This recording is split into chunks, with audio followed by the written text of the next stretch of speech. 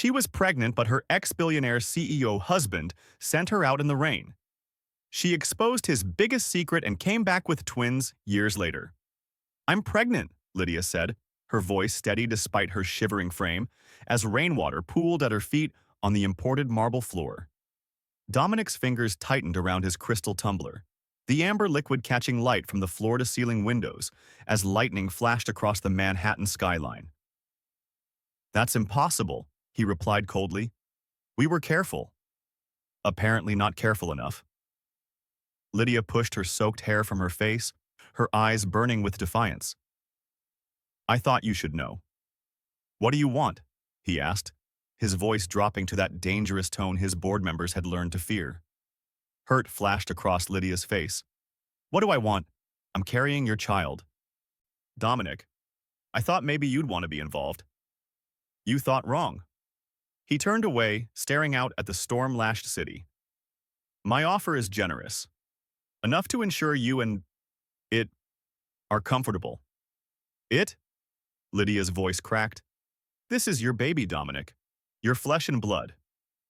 "I never wanted children," he said, the words falling like stones between them. "You knew that from the beginning. Have you ever trusted someone completely, only to discover they weren't who you thought they were? What would you do if the person who promised to love you forever threw you out into a storm when you needed them most?" Today's story reveals how one woman's courage in the face of betrayal led to an unexpected redemption that would change the lives of everyone involved. If you enjoy stories about justice and second chances, hit that subscribe button and notification bell right now and join me as we discover how she turned her greatest heartbreak into her most powerful comeback. The rain pounded against the windows of Westbrook Industries' executive floor as Dominic Westbrook stared at the woman standing before him. Rainwater pooled at her feet on his imported marble floor, but Lydia's eyes burned with a fire that made him momentarily forget his surroundings. At 35, Dominic had built Westbrook Industries from a struggling tech startup into a global powerhouse. The company was on the verge of its biggest acquisition yet, a deal that would cement his legacy and triple their market value. A pregnancy, a child, a family. These weren't variables he could afford in the equation of his life. "I thought things had changed between us," Lydia continued, her voice softer now. "I thought what we had was real." Dominic set his glass down with deliberate precision. "Business is real, Lydia. Profit margins are real. The rest is just convenience." The words hung in the air between them, cruel and cutting. Lydia flinched as though he'd struck her. "I defended you," she whispered, "when everyone told me you were incapable of love, that everything they whisper about the great Dominic Westbrook is true. You'll sacrifice anyone and anything for power." "Perhaps you didn't know me at all," he replied, his voice devoid of emotion. Lydia stared at him for a long moment, as if memorizing his features. Then she reached into her purse and pulled out a small black notebook. "Do you recognize this?" she asked. Dominic felt the blood drain from his face. "Where did you get that?" "It was in your safe. The combination was our anniversary." Her laugh was hollow. "Sentimental of you. I wouldn't have looked, but I needed my passport for the Barcelona project.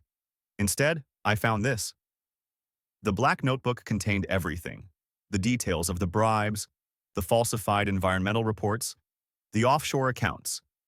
Evidence of every corner he'd cut and every law he'd bent building his empire. "You had no right," he growled, taking a step toward her. "And you have no heart," she countered, backing toward the door. "I made copies. Insurance, in case you decided to be exactly who everyone warned me you were." Fear and rage coursed through him. "Are you threatening me?" "I'm leaving you," Lydia corrected, her chin lifting defiantly. "Keep your money. Keep your empire. But know this. Someday you'll realize what you've thrown away today, and it won't be me you regret losing.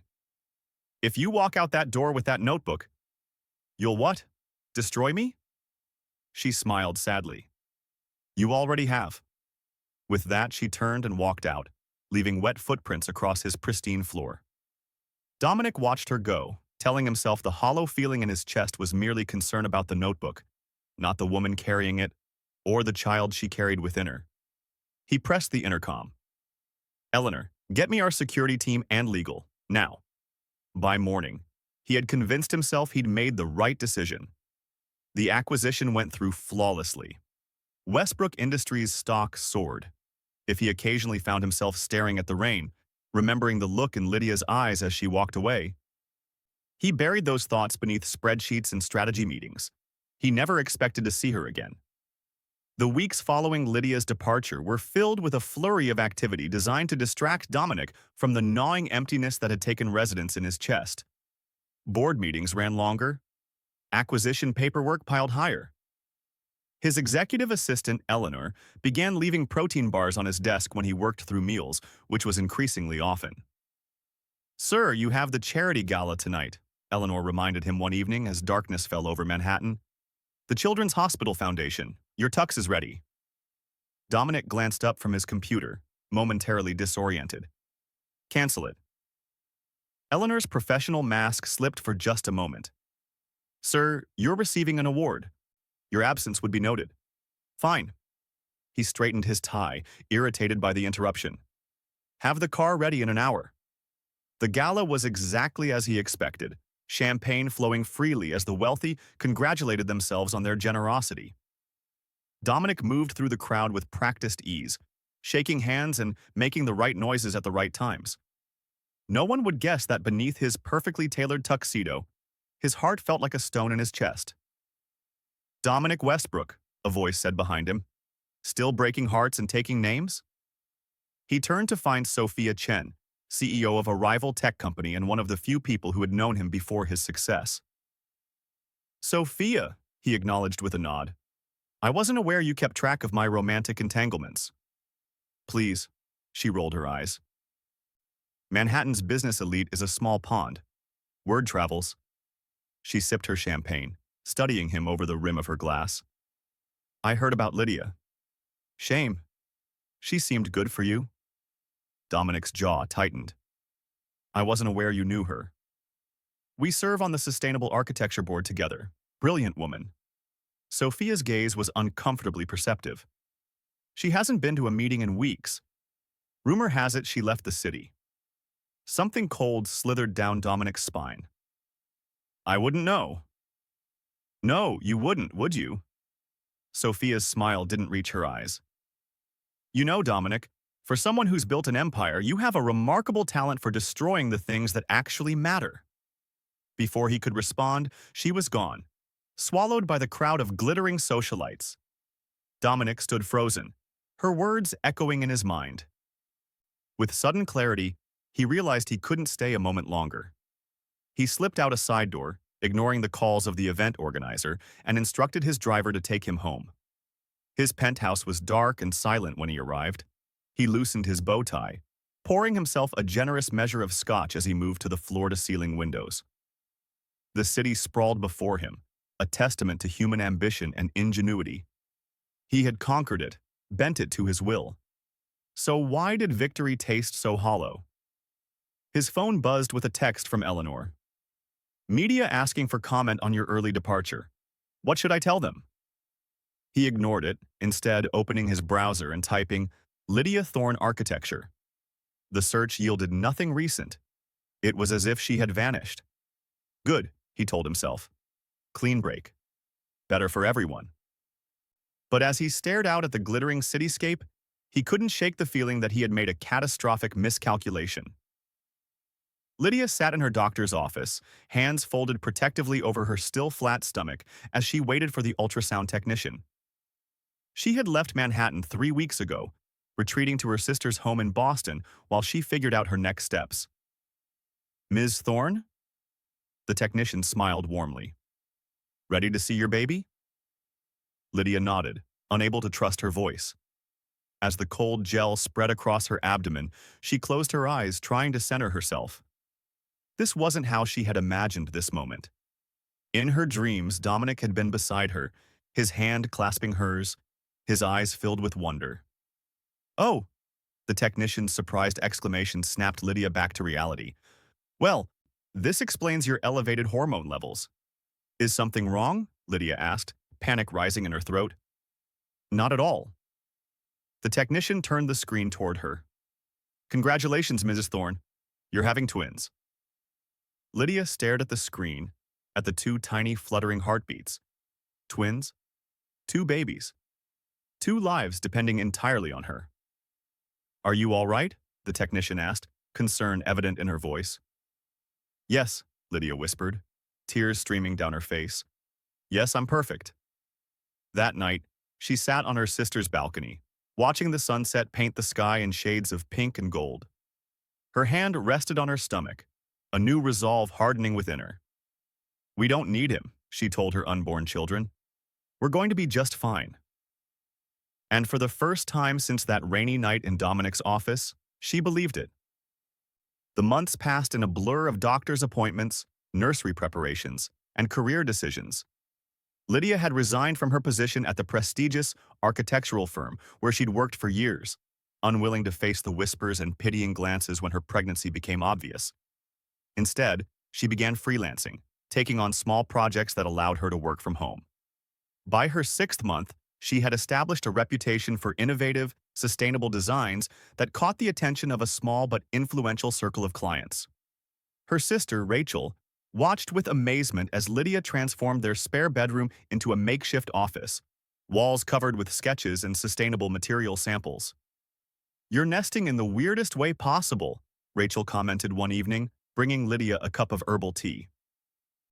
Most pregnant women fold onesies. You're redesigning the urban landscape.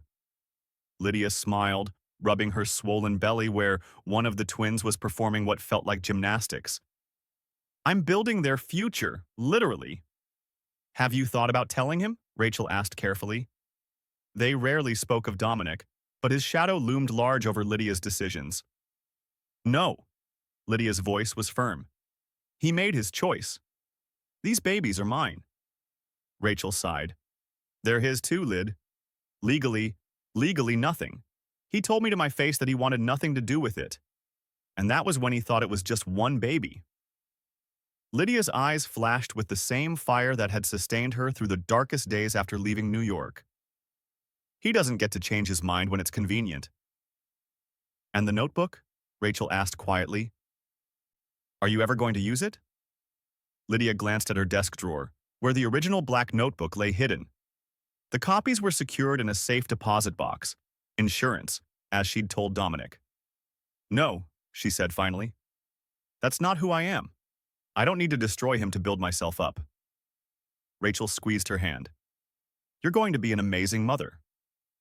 The twins arrived on a snowy January morning, a boy and a girl, both with a shock of dark hair and piercing eyes that, even in their newborn state, reminded Lydia painfully of their father. She named them Alexander and Eliza, names that carried strength and independence. Welcome to the world, my loves, she whispered as they slept in their hospital bassinets. It's just the three of us against the world. But don't worry, I'm enough. I promise I'm enough. As the twins grew from infants to toddlers, Lydia's fledgling architectural practice grew alongside them. What had begun as freelance work from her sister's spare bedroom evolved into Thorne Designs, a boutique firm specializing in sustainable urban spaces. By the twins' 3rd birthday, Lydia had purchased a modest brownstone in Brooklyn and established a small but dedicated team. Life fell into a rhythm. Mornings rushed with breakfast and preschool drop-offs, days filled with client meetings and design work, evenings precious with bath-time stories and tiny arms wrapped around her neck. If sometimes, when the twins were asleep, Lydia found herself staring at their faces and seeing echoes of Dominic, she kept those moments private. Alexander and Eliza were different in temperament, but united in curiosity and determination. Eliza was bold and outspoken, charging headfirst into every new experience. Alexander was quieter, more thoughtful, but no less stubborn once his mind was set.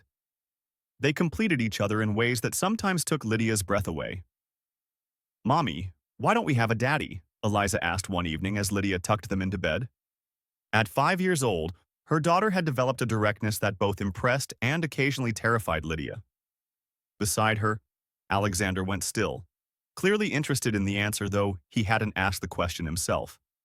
Lydia had prepared for this moment, rehearsed her response countless times. Still, her heart raced as she sat on the edge of their shared bedroom. "You do have a daddy," she said carefully.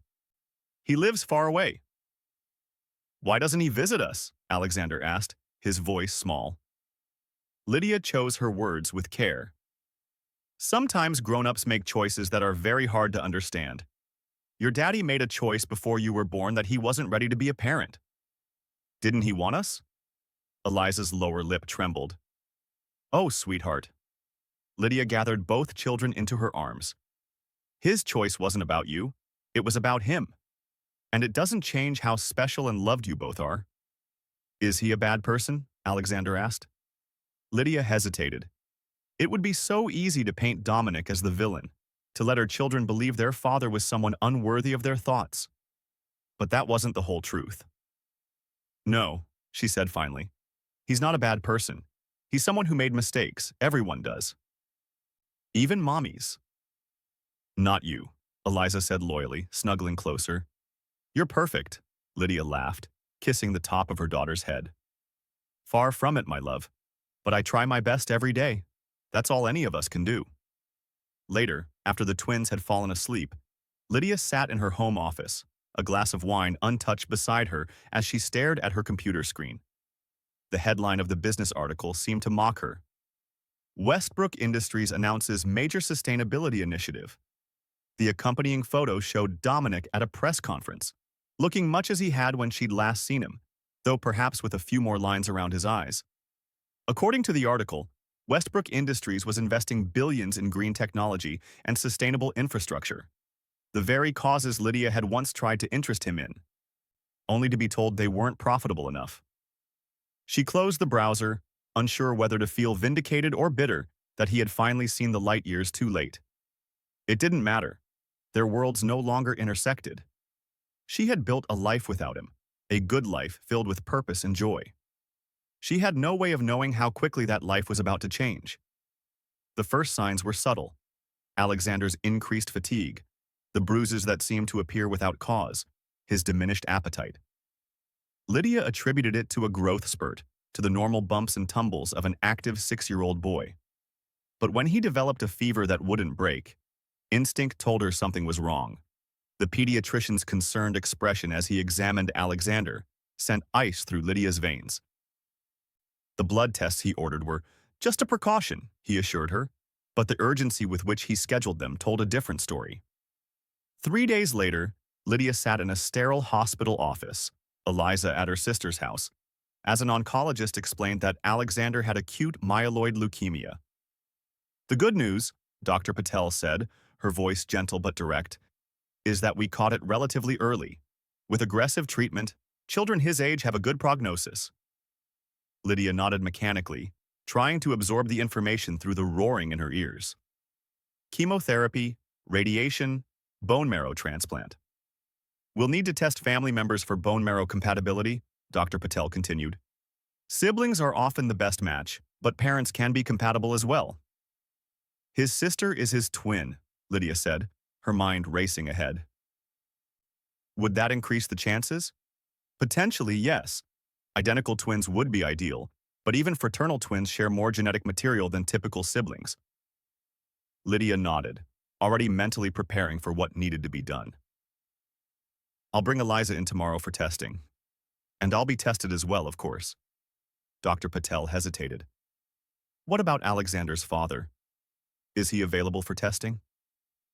The question hit Lydia like a physical blow. For 6 years she had managed her life, her career, her children without Dominic Westbrook. She had built walls around their little family, protecting them from the man who had rejected them before they were even born. Now those walls were crumbling under the weight of Alexander's diagnosis. I'll contact him," she said finally. That night, after explaining to the twins in simple terms what was happening, Alexander was sick, the doctors were going to help him get better, Eliza could help too. Lydia sat alone in her kitchen, staring at her phone. She had deleted Dominic's number years ago, a symbolic act of moving forward. But she knew how to reach him. Everyone knew how to reach Dominic Westbrook. With trembling fingers, she dialed the main number for Westbrook Industries. Westbrook Industries, how may I direct your call? A polished voice answered. I need to speak with Dominic Westbrook, Lydia said, her voice steadier than she felt. I'm afraid Mr. Westbrook isn't available. May I ask who's calling? Lydia Thorne. It's a personal matter. There was a pause. One moment, please. The hold music played for what felt like an eternity. Lydia was about to hang up when the line clicked. This is Eleanor Vance, Mr. Westbrook's executive assistant. Ms. Thorne. You said this was a personal matter? Lydia recognized the name. Eleanor had been Dominic's right hand even when Lydia was in his life. Yes, it's urgent that I speak with him directly. Another pause. Ms. Thorne, Mr. Westbrook is currently in Tokyo for the Global Technology Summit. It's the middle of the night there. I wouldn't call if it wasn't important, Lydia said, fighting to keep her voice level. Please, Eleanor, it's about his son. The silence that followed was deafening. Finally, Eleanor spoke, her professional tone slightly shaken. I'll see what I can do. Can I reach you at this number? Yes, thank you. Lydia hung up, exhaustion washing over her. She rested her head in her hands, tears threatening to spill. For 6 years, she had been enough for her children. Now, for the first time, she faced the terrifying possibility that she might not be. The phone rang 20 minutes later. Lydia. Dominic's voice was exactly as she remembered it. Deep, controlled, with that underlying note of authority that had once made her feel safe and now made her bristle. Dominic. She took a steadying breath. I apologize for the late call. Eleanor said it was about a son? The disbelief in his voice was evident. Yes, our son, Alexander, and our daughter, Eliza. They're twins, they're 6 years old. She delivered the information clinically, as if presenting facts at a business meeting rather than upending someone's understanding of their own life. The silence stretched so long that Lydia wondered if the connection had been lost. Finally, Dominic spoke, his voice strained. Twins? You've been raising twins for 6 years without telling me?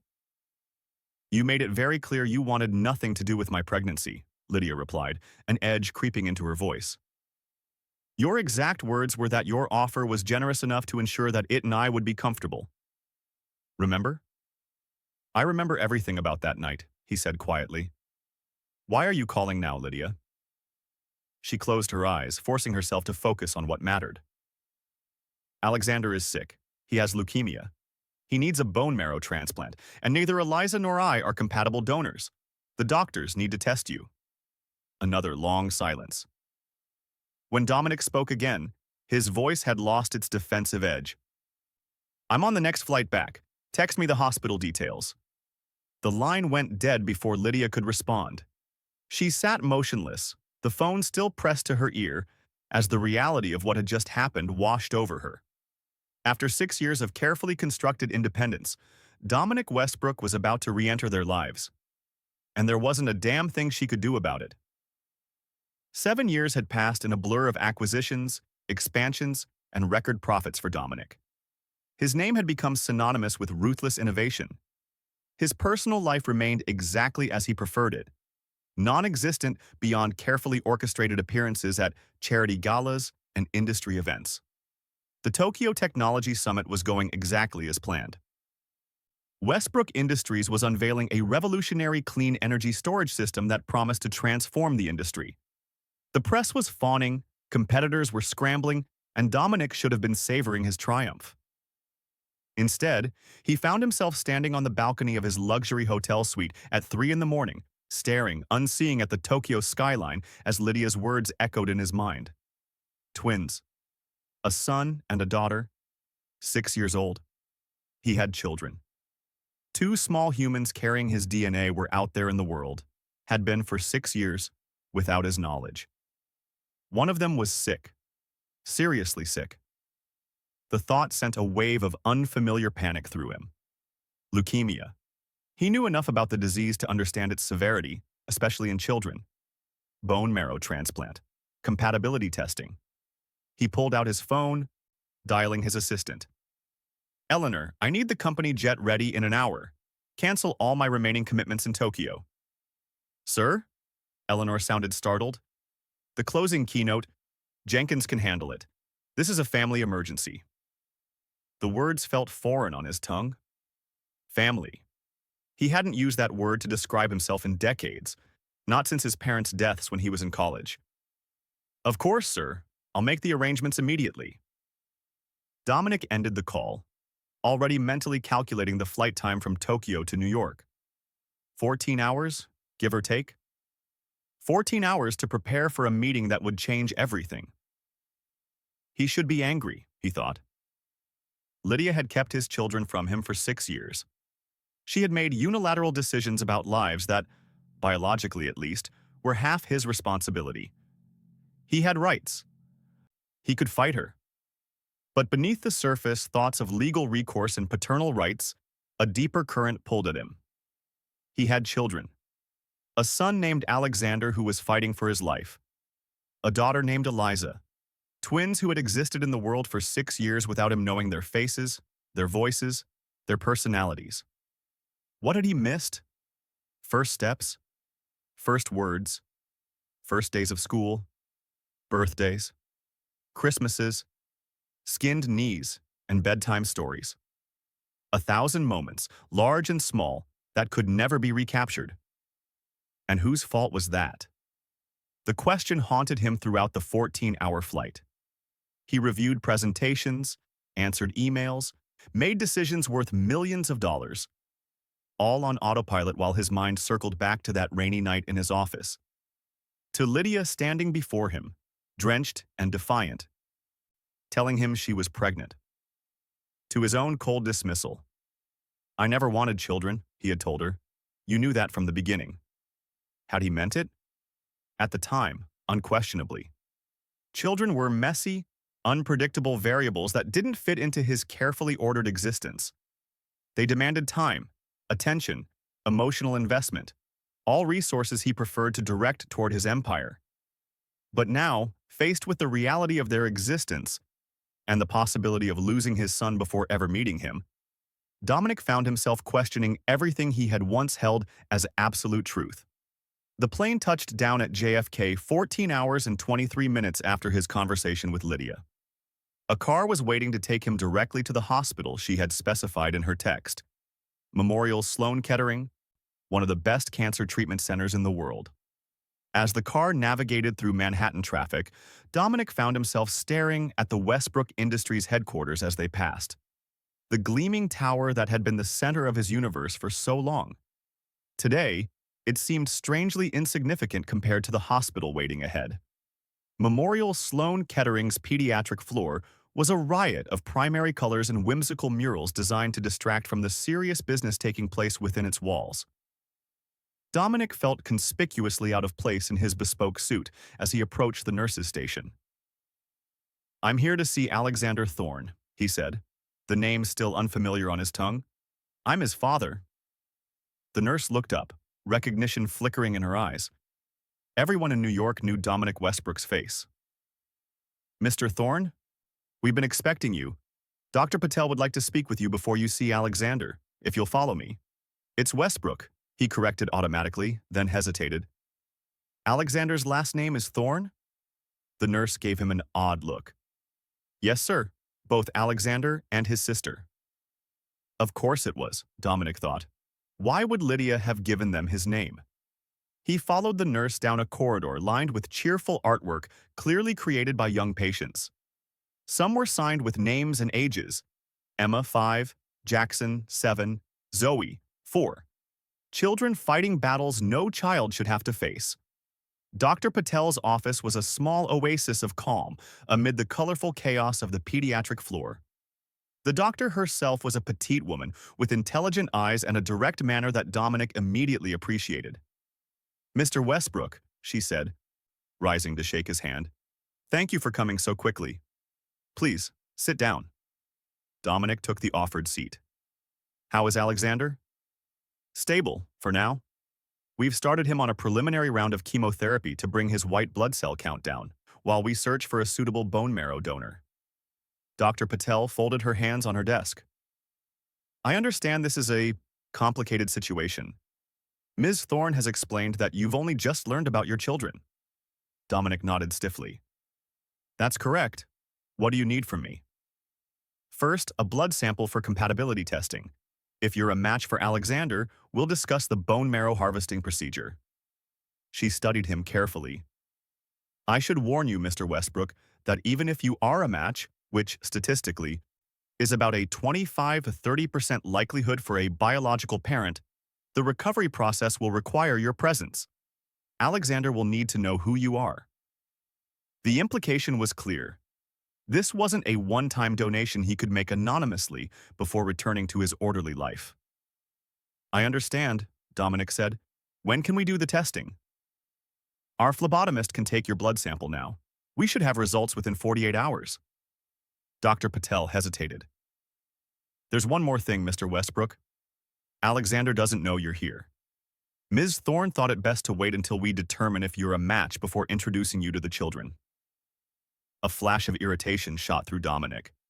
More decisions made without his input, but he tamped it down, recognizing that this wasn't the time or place for that discussion. Of course, he said neutrally. Whatever is best for Alexander. After providing the blood sample, Dominic found himself at loose ends. He should return to the office.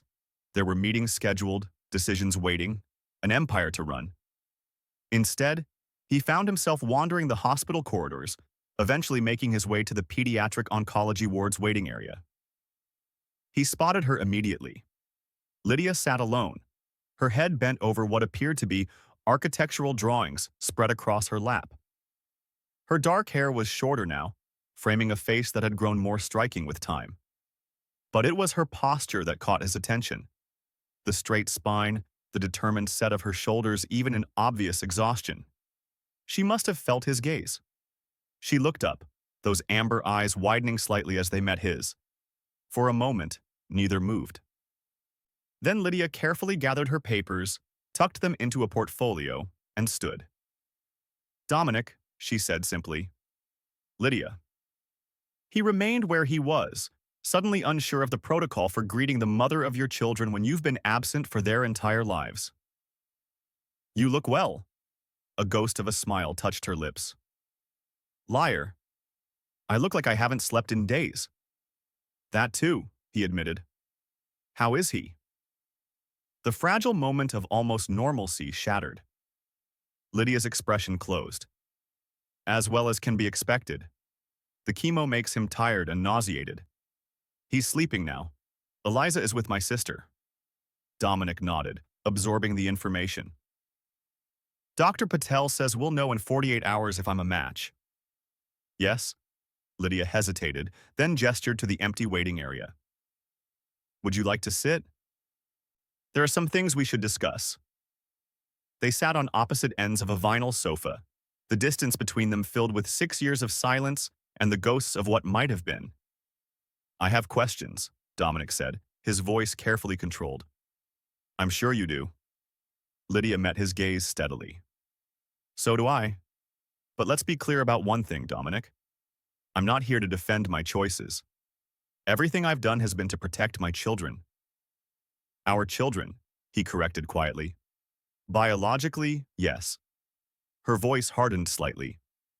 But in every way that matters, every sleepless night, every fever, every nightmare, every skinned knee and lost tooth and first day of school, they have been mine alone. The words stung more than they should have, because you chose not to tell me. Because you chose to send me away, she countered. Don't rewrite history, Dominic. You made it abundantly clear that night that you wanted nothing to do with my pregnancy. I didn't know it was twins, he said, aware, even as the words left his mouth, how pathetically inadequate they sounded. Lydia's laugh was short and without humor. Would that have made a difference? One child wasn't worth disrupting your precious empire for, but 2 might have been? Dominic had no answer for that. The truth was, he didn't know. The man he had been 7 years ago and the man sitting in this hospital waiting room felt like different people.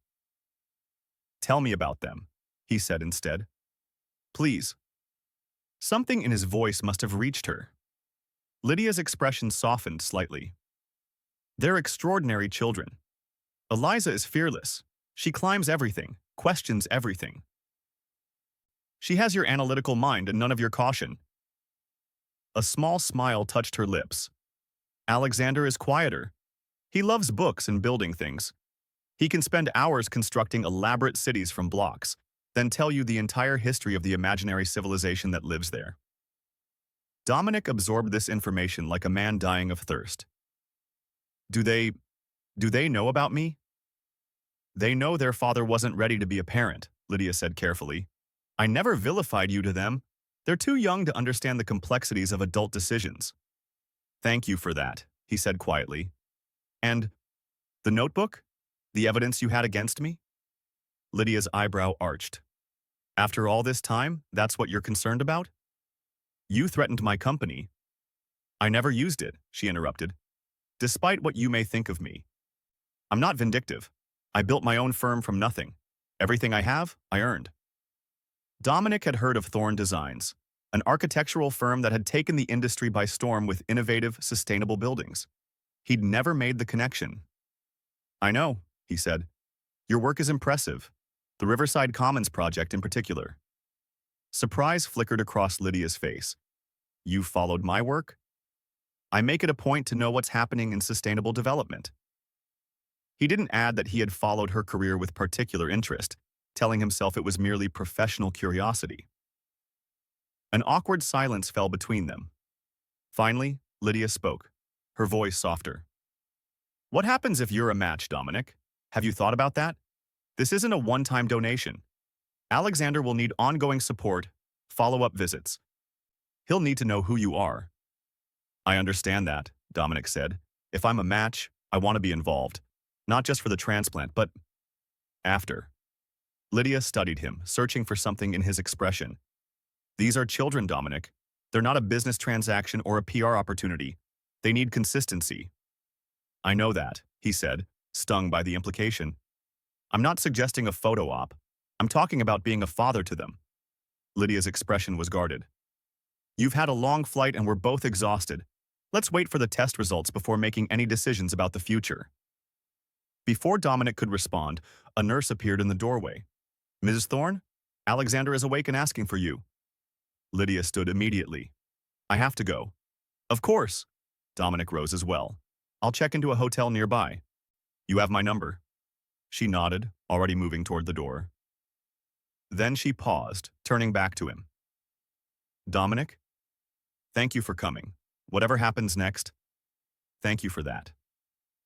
He watched her disappear down the corridor, feeling as though he'd been granted a reprieve from judgment but not yet forgiven. The next 48 hours passed with excruciating slowness. Dominic checked into a suite at the Four Seasons, a short walk from the hospital, but spent little time there. Instead, he divided his hours between his Manhattan office, where his executive team tiptoed around him as if he might explode, and the hospital waiting area, where he caught occasional glimpses of Lydia coming and going, but respected her unspoken request for space.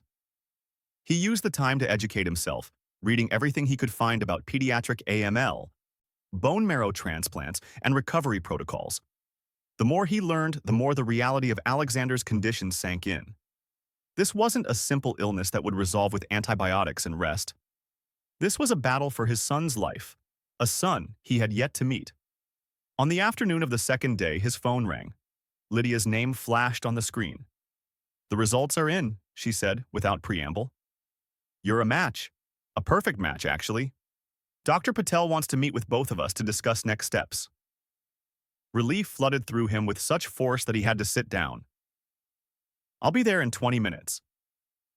Dr. Patel's office seemed smaller with both of them in it. Lydia sat rigidly in her chair, her face composed but her hands betraying her anxiety as they twisted in her lap. The good news, Dr. Patel began, is that Mr. Westbrook is an excellent match for Alexander. This significantly improves his prognosis. She turned to Dominic. The bone marrow harvesting procedure is not without discomfort, Mr. Westbrook. It involves extracting marrow from your hip bones under general anesthesia. Recovery typically takes a week or two, with some pain and fatigue. I understand, Dominic said. When can we do it? We'd like to schedule it for early next week. Alexander needs another round of chemotherapy to prepare his system.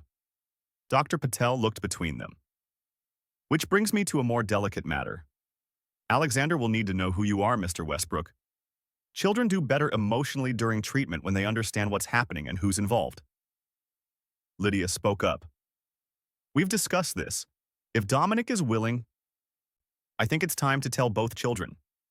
Dominic looked at her in surprise. Both?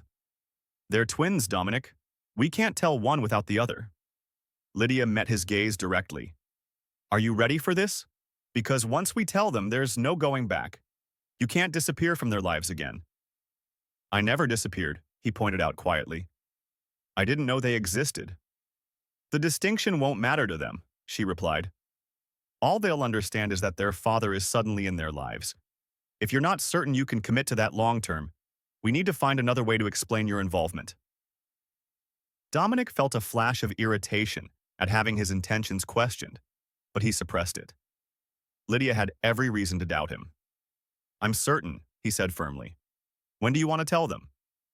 Tomorrow, Lydia decided. Eliza is coming to visit Alexander in the morning. We can tell them together. The word hung between them, together, a concept that had once seemed so natural and now felt foreign and fragile. Dr. Patel nodded, satisfied. I think that's wise. Children are remarkably resilient, but they need honesty and consistency from the adults in their lives. She stood, signaling the end of the meeting. I'll leave you two to work out the details. My office will be in touch about the procedure schedule. After she left, Dominic and Lydia sat in silence for a moment. Finally, Dominic spoke. How do you want to handle this? What should I say to them? Lydia's expression softened slightly at the question. Just be honest. They're 6, Dominic. They don't need or want complicated explanations about adult relationships. They just need to know that you're their father. You care about them, and you're here to help Alexander get better. And after? He asked. What happens when Alexander recovers? Let's focus on getting him well first, Lydia said, rising from her chair. One step at a time. Dominic recognized the deflection but didn't push. What time tomorrow? 10 o'clock. Alexander is usually feeling his best in the mornings. She paused at the door. Dominic, they may have questions about why you haven't been in their lives. Be prepared for that.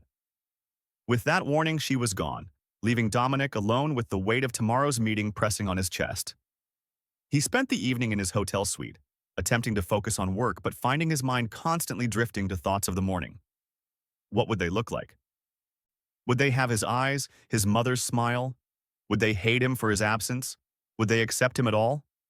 For the first time in his adult life, Dominic Westbrook was terrified. Morning arrived with brutal swiftness. Dominic dressed with unusual care, opting for casual slacks and a sweater rather than his customary suit. He wanted to appear approachable, not intimidating. The thought made him pause. When had he ever cared about being approachable? He arrived at the hospital at 9:45, his heart hammering against his ribs with an intensity that would have concerned him under different circumstances. Lydia was waiting in the family lounge, her expression a mixture of anxiety and determination. They're with Alexander now, she said by way of greeting. Eliza brought him a new book. I told them we have something important to talk about. Dominic nodded, suddenly unable to form words. Lydia studied him for a moment, then did something unexpected. She reached out and straightened his collar, a gesture so intimate and familiar that it momentarily transported him back 7 years. They're good kids, she said softly. Just be yourself. What if myself isn't good enough? The question escaped before he could stop it. Lydia's eyes widened slightly at the uncharacteristic vulnerability. Then be better, she said simply. For them. She led him down the corridor to Alexander's room. Through the partially open door, Dominic could hear a young girl's voice reading aloud, occasionally interrupted by a quieter voice asking questions. His children's voices. The realization nearly stopped him in his tracks. Lydia glanced back, noting his hesitation. Ready? No, he thought. I'll never be ready for this. But he nodded anyway. Alexander's hospital room was brightened by colorful drawings taped to the walls and a window that overlooked a small garden. The boy in the bed looked smaller and more fragile than Dominic had imagined, his complexion pale against the white sheets, a blue knit cap covering what Dominic assumed was hair loss from chemotherapy. Beside him sat a girl who was unmistakably his twin, though her cheeks were fuller, her eyes brighter with health. Both children looked up as they entered. Both had his eyes. "Mom!" the girl, Eliza, exclaimed. "Alexander says the medicine is making his food taste funny, even the ice cream." "That happens sometimes with the medicine," Lydia explained, moving to sit on the edge of Alexander's bed. "It's temporary." Alexander's gaze had fixed on Dominic, curious but wary. "Who are you?" he asked directly. Dominic felt frozen, words failing him completely. Lydia stepped in smoothly. "This is who I wanted to talk to you both about. This is Dominic Westbrook. He's your father." The silence that followed seemed to stretch for an eternity. Eliza's eyes widened, darting between Dominic and Lydia, as if checking for confirmation. Alexander continued to study Dominic with an intensity that was unsettling in a child so young. "Our real father?" Eliza finally asked. "The one who wasn't ready to be a dad?" Lydia nodded. "Yes, but he's here now because Alexander needs special medicine that only he can give." "My blood is very similar to Alexander's," Dominic found his voice at last. "That means I can help him get better." Eliza slid off the bed and approached him, her head tilted as she examined him critically. "You're very tall," she announced. "Are all dads as tall as you?" Despite everything, Dominic found himself smiling. "Not all of them, no." Alexander spoke up, his voice quieter than his sister's. "Are you really going to fix my blood?" Dominic moved closer, drawn by something he couldn't name. He knelt, bringing himself to the boy's level. "I'm going to try. Your blood and mine are very similar, which means I can help."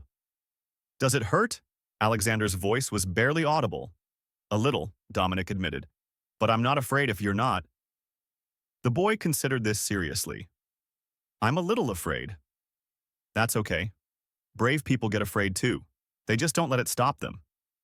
Alexander nodded solemnly. "That's what Mom says." "Your mother is very wise." Eliza, not to be outdone, stepped closer. "If you fix Alexander, will you fix my dollhouse too? The roof keeps falling down." Dominic glanced at Lydia, who was watching the interaction with an unreadable expression. "I'm not very good with dollhouses, but I could try." "Mom says trying is important even if you're not good at something yet," Eliza informed him. "She's right about that too." A nurse appeared in the doorway. "Time for Alexander's medication, Ms. Thorne." Lydia nodded. "Eliza, why don't you come with me to get a snack while Alexander takes his medicine? Mr. Westbrook can stay with him." Dominic shot her a panicked look, but she merely raised an eyebrow in challenge before leading Eliza from the room. The nurse efficiently administered Alexander's medication, then left them alone. Silence fell. Dominic searched desperately for something to say, something that might bridge the vast chasm between them. "Mom says you build things," Alexander said unexpectedly. "Like she does, but different." Dominic seized the opening gratefully. "That's right. Your mother designs beautiful buildings that are good for the environment.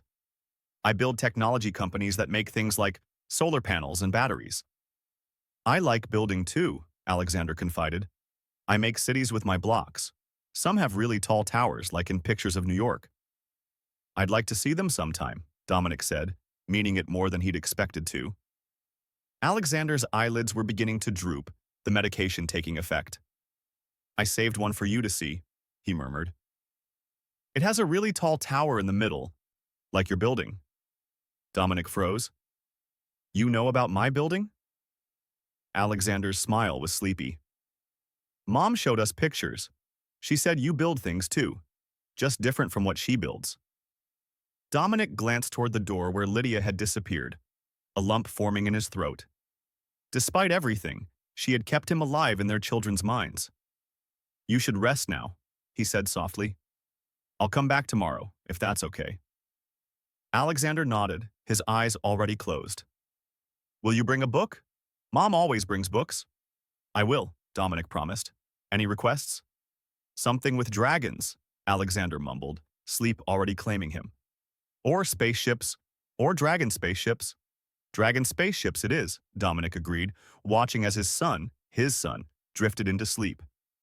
He sat there for several minutes, simply watching Alexander breathe, memorizing the curve of his cheek, the shape of his hands, the peaceful expression that softened his features in sleep.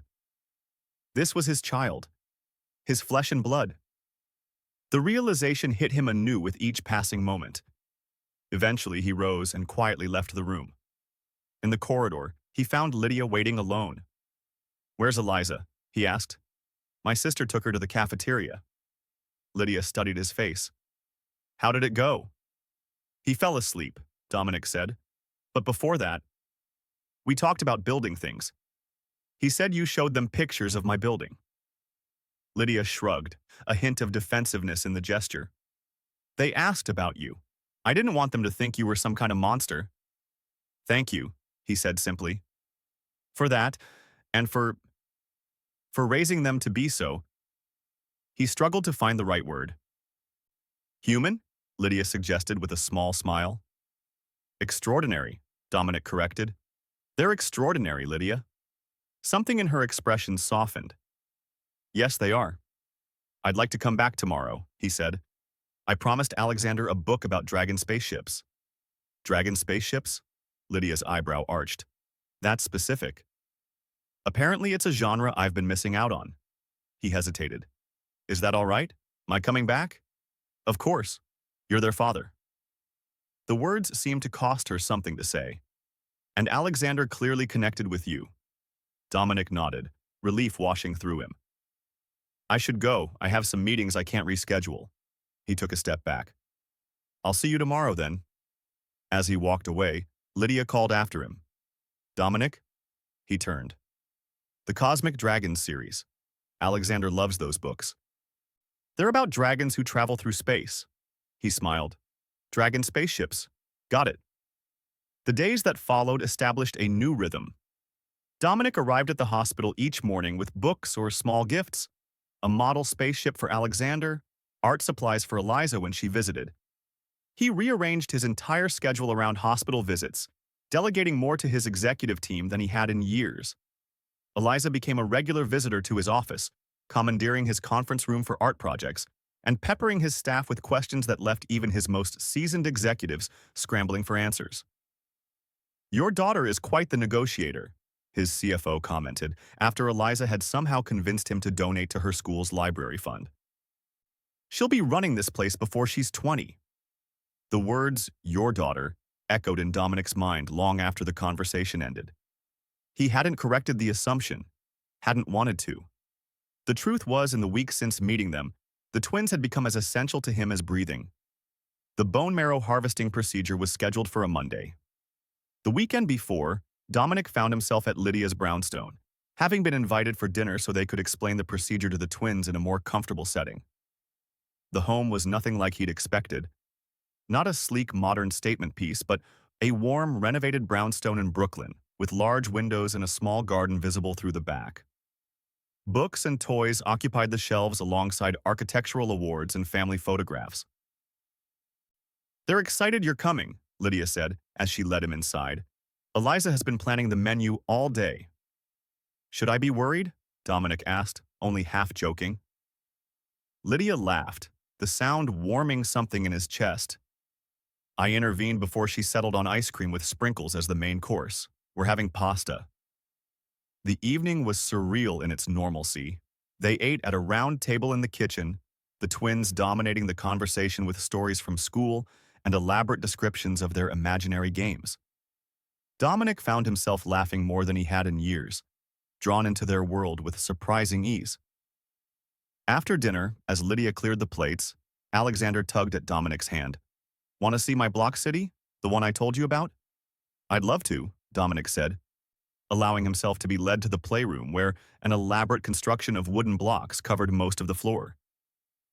The centerpiece was indeed a tall tower, remarkably similar to the Westbrook Industries headquarters. "This is amazing, Alexander," he said, genuinely impressed. "You built all this yourself?" Alexander nodded proudly. "Eliza helped with the park. She's better at trees." "It's the best block city ever," Eliza declared, flopping down beside them. Alexander knows all the people who live there too. Tell him about the Dragon Mayor. As Alexander launched into an elaborate tale about the city's Dragon Mayor and his council of wizard advisors, Dominic caught Lydia watching from the doorway, a complex emotion in her eyes that he couldn't quite decipher. When their eyes met, she offered a small smile before disappearing back to the kitchen. Later, after the twins had been tucked into bed with promises that Dominic would be there when Alexander woke up from his special medicine sleep tomorrow, Lydia offered him coffee in the small garden behind the house. "They're remarkable children," Dominic said as they sat on a wooden bench beneath a maple tree. "You've done an amazing job with them, Lydia." "Thank you." She cradled her mug between her hands, staring into its depths. "They've made it easy. They're naturally good people." "They get that from you," he said quietly. Lydia glanced at him, surprise evident in her expression. "That might be the nicest thing you've ever said to me." "I should have said more nice things," he admitted. Back then. A comfortable silence fell between them, broken only by the distant sounds of the city and the occasional rustle of leaves above them. "Are you nervous? About tomorrow?" Lydia finally asked. "No," Dominic answered honestly. "Not about the procedure. But—" He hesitated, then decided on honesty. "I'm nervous about what comes after. About being the father they deserve." Lydia studied him, her amber eyes reflecting the soft garden lights. "You're different," she said finally, "from the man I knew 7 years ago." "I hope so," Dominic replied. "That man made the biggest mistake of his life." The words hung between them, laden with meaning. Lydia looked away, her profile outlined against the darkening garden. "It's getting late. You should go home and rest before tomorrow." Dominic recognized the deflection but didn't push. "Of course. Thank you for dinner and for letting me into their lives." As he stood to leave, Lydia spoke again, her voice soft. "Dominic, whatever happens between us, seeing you with them tonight, it was good. They deserve to know their father." The simple acknowledgement meant more to him than any business accolade ever had. The bone marrow harvest procedure went smoothly. Dominic woke from anesthesia to find Lydia sitting beside his hospital bed, working on her tablet. "Alexander?" he asked immediately, his voice rough from the breathing tube. "He's in pre-op now," she said, setting aside her work. "They'll begin the transplant once your marrow is processed. How are you feeling?" "Like someone took a jackhammer to my hip," he admitted. "But it's manageable." "Where's Eliza?" "With my sister. She'll visit later." Lydia hesitated. "The doctors say you should stay overnight for observation." Dominic frowned. "I need to be there when Alexander wakes up, I promised." "I know. That's why I've arranged for a wheelchair. Once you're cleared to move, we can go to his room." She smiled slightly at his surprised expression. "You made a promise to our son. I'm just helping you keep it." "Our son." The words sent a warm current through him that had nothing to do with post-anesthesia effects. True to her word, Lydia helped him to Alexander's room once the doctors approved his movement. The pain in his hip was significant, but Dominic barely noticed it as he watched his son sleeping peacefully, the transplanted marrow already beginning its work inside his small body. "How long until we know if it's working?" he asked quietly. "A few weeks," Lydia replied, standing beside his wheelchair. "He'll need to stay in isolation until his immune system begins to recover. The risk of infection is high." Dominic nodded, absorbing this information. "I want to be here, as much as possible." "I know." Lydia squeezed his shoulder lightly. "We'll work something out." The weeks that followed transformed Dominic in ways he couldn't have anticipated. He rearranged his entire schedule around hospital visits and recovery milestones. His executive team learned to conduct meetings via video conference while he sat beside Alexander's bed, helping him with puzzles or reading him stories. As Alexander's strength returned, Dominic found himself spending evenings at Lydia's brownstone, arriving with takeout and leaving only after bedtime stories. He learned the rhythm of their lives: Eliza's ballet on Tuesdays, Alexander's chess club on Thursdays, the Sunday morning pancake tradition that now included him without question. One evening, as he helped Alexander with a science project at Lydia's kitchen table, He caught her watching them with an expression he couldn't quite decipher. "What?" he asked when the children had gone upstairs to brush their teeth. "Nothing." She shook her head, gathering empty mugs. "It's just, you're good with them. Better than I expected." "They make it easy," he admitted. "They're extraordinary children." "Yes, they are." Lydia hesitated. "Dominic, we need to talk about what happens next. Alexander's doctors are pleased with his progress. Soon, you won't need to be here so often." The thought sent an unexpected pang through him. "I want to continue seeing them." "I know, but we need boundaries. A formal arrangement, for their sake." "An arrangement," he repeated, the word tasting bitter. "Like a visitation schedule?" "Yes. And financial support, of course." Dominic stood, suddenly restless. "I don't want an arrangement, Lydia. I want—" He stopped, unsure how to articulate the seismic shift that had occurred within him. "What do you want?" she asked quietly. "More than I deserve," he finally said. "More than I have any right to ask for." Before she could respond, Eliza appeared in the doorway, her expression serious. "Mom, Alexander wants you. He says his side hurts again." Lydia immediately went upstairs, leaving Dominic alone with his thoughts. When she returned 20 minutes later, her face was tight with worry. "He's running a fever. The doctor wants us to bring him in. It could be a complication from the transplant." The next 12 hours were a blur of hospital corridors, medical terminology, and fear unlike anything Dominic had ever known. Alexander was admitted with an infection that had his medical team concerned.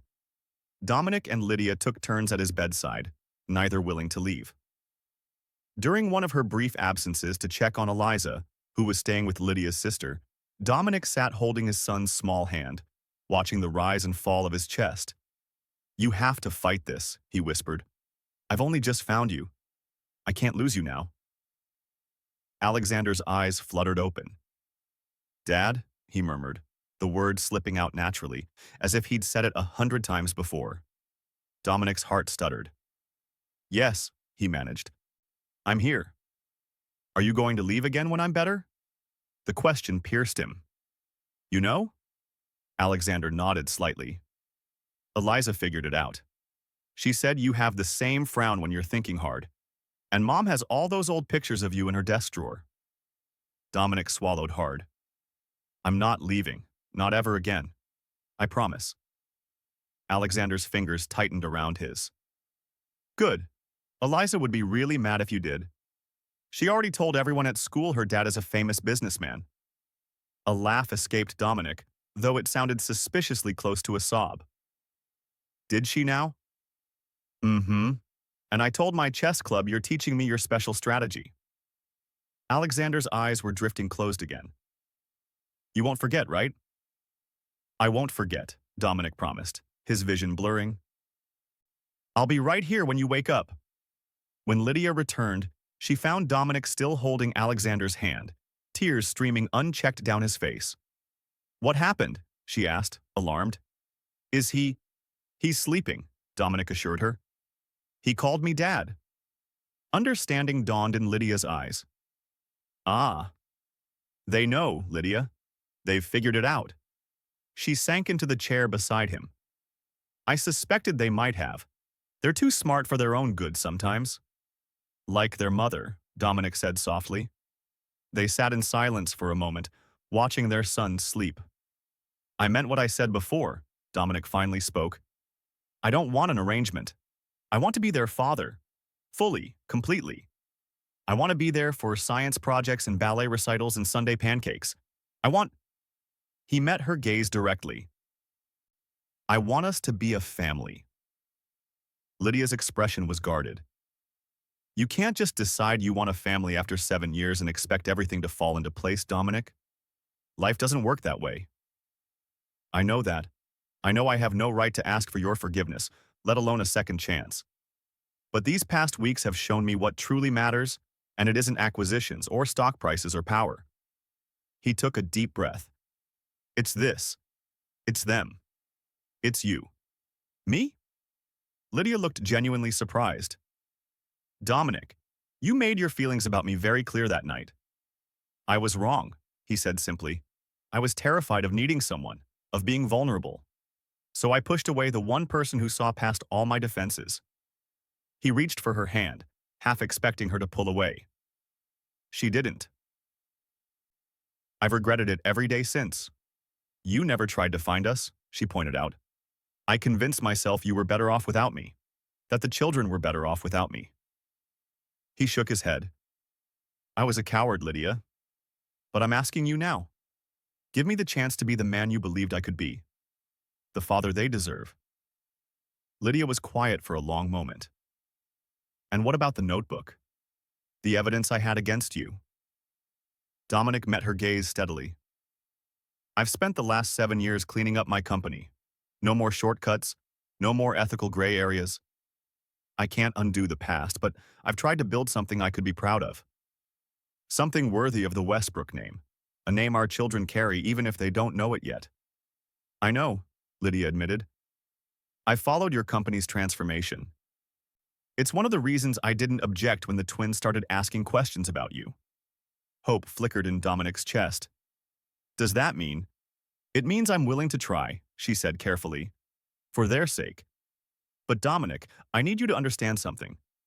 I'm not the same woman who walked out of your office that night. I won't be cast aside again. I wouldn't want you to be, he said fervently. The woman you've become, raising our children alone, building your business, facing all of this with such strength, she's even more remarkable than the woman I let go. A small smile touched Lydia's lips. Flattery will get you nowhere, Westbrook. It's not flattery if it's true, Thorne. Alexander stirred, drawing their attention back to him. His fever had broken during the night, and by morning, his doctors were cautiously optimistic. As he improved, Dominic and Lydia fell into a partnership that felt both new and familiar, coordinating care schedules, consulting on treatment options, presenting a united front when Eliza demanded to bring her entire class to visit her brother. 2 weeks later, Alexander was discharged. As they helped him into the car, Eliza bouncing excitedly beside them, Dominic realized with sudden clarity that he couldn't bear to return to his empty penthouse. Come home with us, Lydia said quietly, as if reading his thoughts. Just for tonight. The twins would like it. Just the twins? He asked, a hint of his old confidence returning. Lydia's smile was small, but genuine. We'll see, Westbrook, we'll see. The transition wasn't seamless.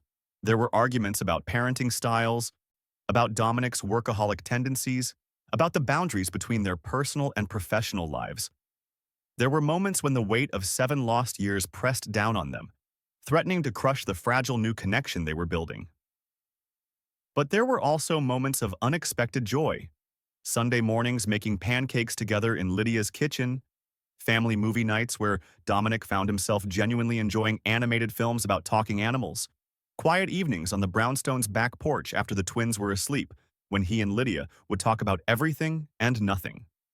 3 months after Alexander's discharge, Dominic found himself sitting in his office, staring at the Manhattan skyline as he had countless times before. But now, instead of seeing potential acquisitions and market expansions, he saw the city where his children were growing up, where his family was taking shape. Family. The word still felt new on his tongue, but increasingly right. A knock at his door interrupted his thoughts. Eleanor entered, her professional demeanor firmly in place despite the changes of recent months. Sir, the real estate agent called. The brownstone on East 78th is available for viewing tomorrow. Thank you, Eleanor. Schedule it for the afternoon, please. Of course. She hesitated. And Ms. Thorne called. She said to remind you about Eliza's ballet recital at 4. Dominic smiled. I haven't forgotten. Have flowers sent to the theater. Pink roses for Eliza and... He paused, considering. Lilies for Lydia. Eleanor nodded, a hint of approval in her expression. Very good, sir. After she left, Dominic turned back to the window, his decision crystallizing. The brownstone on East 78th was perfect, large enough for a growing family with a garden for the twins and a studio space for Lydia's designs. Close to the children's school and to both their offices. He hadn't discussed it with Lydia yet. Their relationship had evolved cautiously over the past months, moving from co-parents to friends to something more. They hadn't put a label on it, hadn't rushed to define what was happening between them. But Dominic knew what he wanted, what he hoped she wanted too. That evening, after Eliza's triumphant ballet debut and a celebratory dinner, after the twins had been tucked into bed with stories and kisses, Dominic and Lydia sat in her small garden, a bottle of wine between them. "You were right," Dominic said, breaking a comfortable silence. "About what specifically?" Lydia asked, amusement in her voice. "I'm right about so many things," he laughed. "About me needing to be better. For them." Lydia's expression softened. "You are better, Dominic. You're not the same man who sent me away that night." "No," he agreed. "That man was a fool who thought power and success were measured in dollars and market share." He reached for her hand. "I've been looking at brownstones, larger ones with space for all of us." Lydia's eyes widened. "All of us?" "The twins. You. Me." He met her gaze directly. "I love them, Lydia. And I love you. I think I always have, even when I was too afraid to admit it." "Dominic, I'm not asking for an answer tonight," he continued quickly. "I know we're still finding our way, but I want you to know where I stand. What I hope for." Lydia was quiet for a long moment, her fingers laced with his. "7 years ago, I walked out of your office believing I'd never see you again. I was heartbroken, but also relieved, in a way. Because loving you was exhausting. You kept so much of yourself locked away." "And now?" he asked softly. "Now." She smiled, the same smile that had captivated him from the first moment they met. "Now I see a man who reads dragon spaceship books with his son, who sits through 3-hour ballet recitals without checking his phone once, who brings me coffee exactly how I like it without being asked." She leaned closer. "A man I could love again if I'm not careful." "Don't be careful," he whispered, closing the distance between them. "Not with me, not anymore." Their kiss was gentle, a promise rather than a demand. When they parted, Lydia's eyes were bright with emotion. "Show me these brownstones," she said, "but I make no promises about moving in together. We have 2 very opinionated children who might have something to say about it." Dominic laughed. "I already have a strategy for that. Eliza can be bribed with a room large enough for a proper art studio, and Alexander will want to know if there's space for an even bigger block city," Lydia finished for him. "You're learning." "I have excellent teachers," he replied, pulling her close again. 1 year later, Dominic stood in the garden behind a different brownstone, larger than Lydia's original home, with a studio for her designs and an office for his remote work. Alexander chased Eliza around the oak tree that dominated the backyard, both children healthy and vibrant in the summer sunshine. "They're plotting something," Lydia said, joining him at the window. "Eliza had that look at breakfast." "The one that means we should check our shoes for frogs?" Dominic asked, slipping an arm around her waist. "Exactly that one." She leaned into him, her head resting against his shoulder. "The contractor called. The treehouse plans are approved." "Good. I promised them it would be ready before school starts." Lydia turned to face him, her expression thoughtful. "Are you happy, Dominic? Really happy?" He considered the question seriously, as he did all questions from her these days. Their path back to each other hadn't been smooth. There had been arguments and adjustments, moments of doubt and painful conversations about the past. But through it all, they'd built something neither had believed possible that rainy night 7 years ago. "Happier than I ever imagined possible," he answered truthfully. "Though I still think we should consider a third." Lydia laughed. "One miracle baby, or babies rather, was enough for me. Besides, our hands are full with those 2 conspirators." As if on cue, the twins raced inside, breathless with excitement. "Dad! Mom! We found something in the attic," Eliza announced, brandishing a dusty black notebook. Dominic and Lydia exchanged a startled look. "It's full of drawings," Alexander explained. "Buildings that look like Mom's, but different." Lydia took the notebook gently. "These are designs I drew years ago, before you were born." "They're the buildings I wanted to commission from your mother when we first met," Dominic added. recognizing the sketches. Sustainable structures that were ahead of their time. Why didn't you build them? Eliza asked, always direct. Dominic and Lydia shared a look laden with history. Sometimes the timing isn't right, Lydia said carefully. But that doesn't mean the idea is lost forever. Actually, Dominic said, an idea forming, I think it might be exactly the right time now. Westbrook Industries has that parcel downtown, and Thorn Designs has the expertise. Lydia's eyes widened. A joint venture? Why not? The twins could even contribute ideas. A true family legacy. Alexander's face lit up. Can I design the science center part? And I want to do the art spaces, Eliza chimed in. As the twins raced off to start sketching their ideas, Dominic pulled Lydia close. What do you think? He asked. Partners in every sense? Lydia smiled, the same smile that had captivated him from the first moment they met. I think some storms clear the way for something better to grow. Outside, the summer sun shone brightly on their garden, on their home, on the family that had weathered the tempest and emerged stronger for having faced it together. The Westbrook Thorn Sustainable Innovation Center broke ground 6 months later on a crisp autumn morning. The press turnout was impressive. Not just business publications covering the architectural marvel that would soon rise in downtown Manhattan, but lifestyle magazines intrigued by the power couple behind it. Dominic stood at the podium, Lydia beside him, the twins fidgeting in their formal clothes as cameras flashed. 7 years ago, Thorn Designs was just beginning to make its mark in sustainable architecture, Dominic addressed the crowd. I was offered the opportunity to be part of that vision and I declined. He glanced at Lydia, his expression softening. It was the biggest mistake of my professional life. Today, we're correcting that mistake. Lydia stepped forward. The Innovation Center represents more than just a building. It's a testament to second chances, to the power of collaboration, and to the future we're building for the next generation. She smiled at the twins. Including our own. The ceremonial groundbreaking was followed by a small reception. As business associates and friends mingled, Sophia Chen approached Dominic, champagne flute in hand. Well, she said, her tone amused. Dominic Westbrook, family man. I never thought I'd see the day. Life is full of surprises, he replied, watching as Lydia helped Alexander straighten his tie across the room. She's good for you, Sophia observed. Always was. I know that now. Better late than never, I suppose. Sophia raised her glass in a small toast. To second chances. To second chances, he agreed, touching his glass to hers. Later that evening, after the excitement had faded and the twins had finally been persuaded to go to bed, Dominic found Lydia in their home office, reviewing the final construction plans for the Innovation Center. The children are finally asleep, he said, leaning against the doorframe. Though Eliza is convinced she should have been allowed to give a speech today.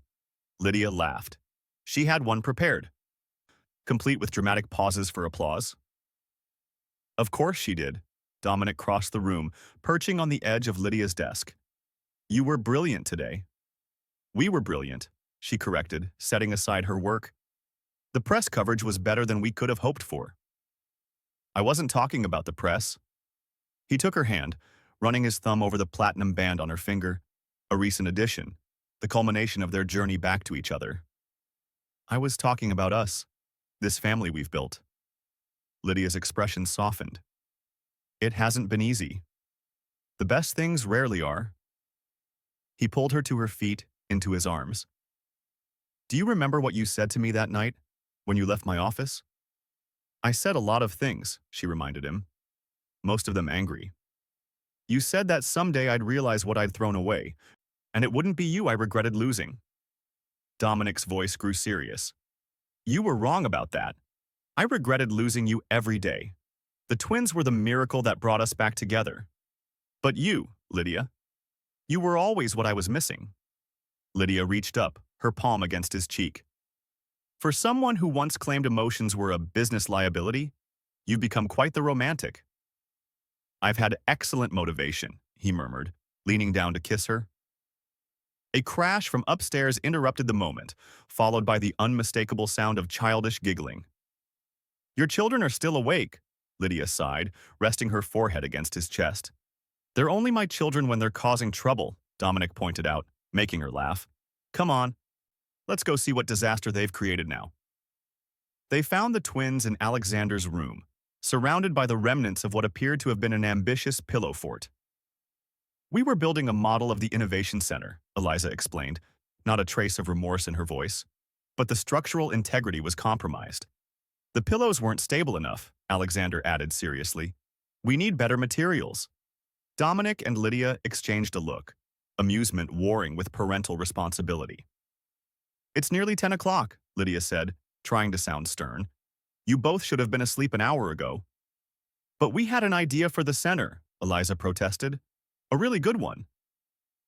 The idea will still be good in the morning, Dominic assured her, helping Alexander up from the pile of pillows.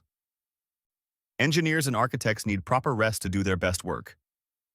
After another round of bedtime stories and promises that, yes, their ideas would absolutely be considered tomorrow, the twins finally settled down. Dominic and Lydia stood in the hallway between their rooms, listening to the blessed sound of silence. They're going to be impossible to get up for school tomorrow, Lydia whispered. Worth it, Dominic replied, leading her back downstairs. Their enthusiasm for the project is genuine. Alexander's Science Center ideas are actually quite innovative. And Eliza's art installation concepts are surprisingly sophisticated for a 7-year-old, Lydia agreed. Though I draw the line at the 3-story slide from the observation deck. Dominic laughed. We'll negotiate. They settled on the sofa in the living room, the lights of the city visible through the windows. Lydia curled against him, her head on his shoulder. I've been thinking, she said after a comfortable silence, about what you said earlier. Which part? About considering a third. Dominic went very still.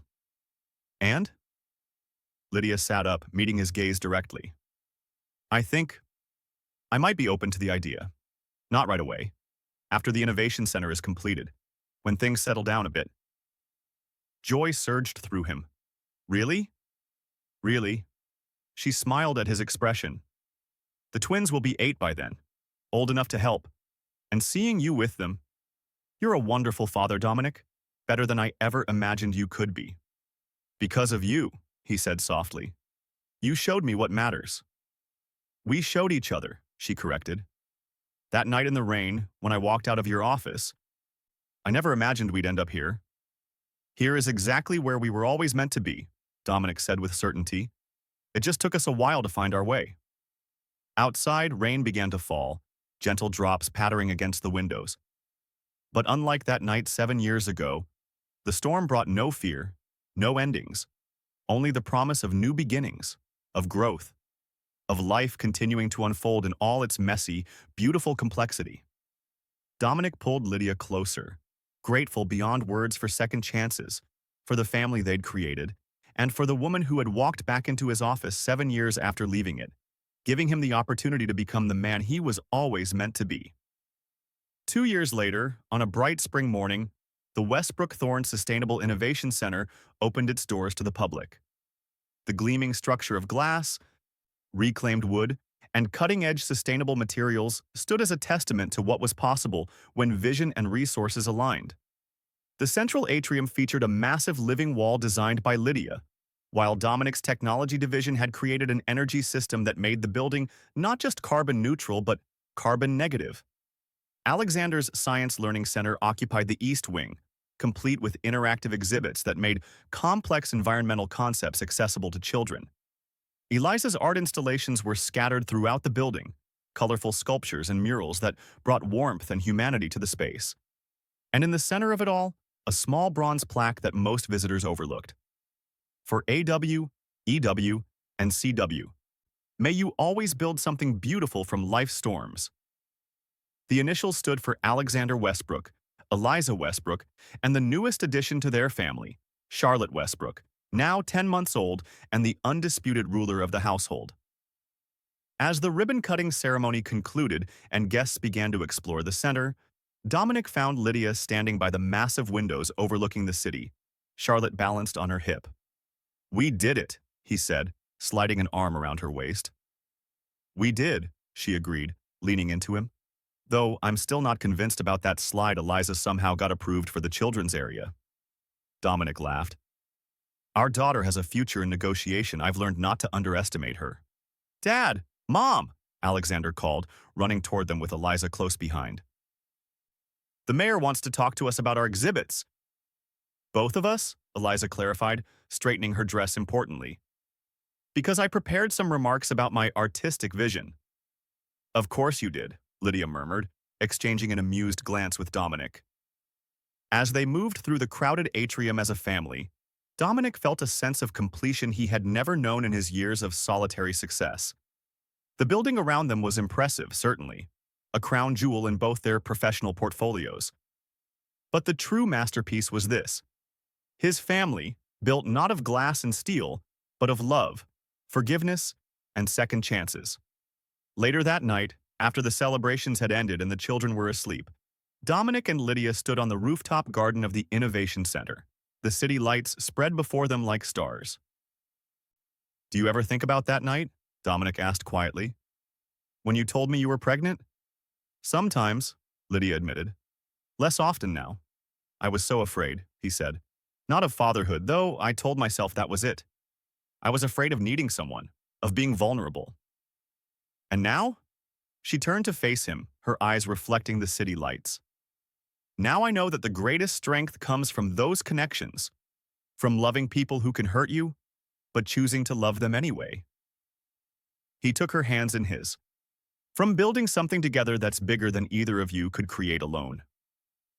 Lydia smiled, the same smile that had captivated him from the first moment they met, now deepened by years of shared joy and challenges overcome together. Some storms clear the way for something better to grow, she said, echoing her words from years before. Dominic pulled her close, grateful beyond measure for the rain that had brought her to his office that night, for her courage in returning years later, and for the family they had built from the wreckage of what once seemed like an ending. Above them, the stars shone down on the city, on the building they had created together, and on the love that had weathered the tempest and emerged stronger for having faced it together. If you enjoyed this story about redemption and second chances, hit that like button and share it with someone who needs to hear that it's never too late to become the person you were meant to be. And don't forget to subscribe to MR Wellington Story Hour for more powerful stories that remind us what truly matters in life. Until next time, remember that sometimes our greatest blessings come disguised as our biggest challenges. Thank you for listening.